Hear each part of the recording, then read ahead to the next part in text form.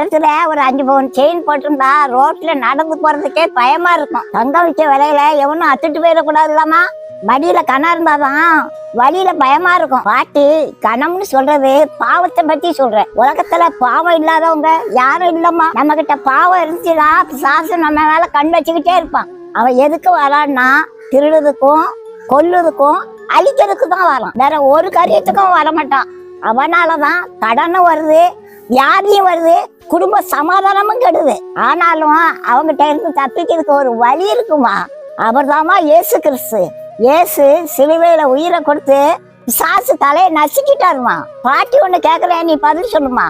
இயேசுவ சிலுவையில அடிச்சது பிசாசுக்கு சந்தோஷமா துக்கமா சொல்லு பாப்போம். சந்தோஷம் தானே நீ சொல்ற. தப்புமா. இயேசுவ சிலுவையில அடிச்சது பிசாசுக்கு தான் ரொம்ப துக்கம். எதுக்குன்னா இயேசு சிலுவையில உயிரை கொடுத்ததுனால பிசாசு நம்மகிட்ட திருட முடியாது, நம்மளை கொல்லவும் முடியாது, நம்மளை அழிக்கவும் முடியாது ராசாத்தி.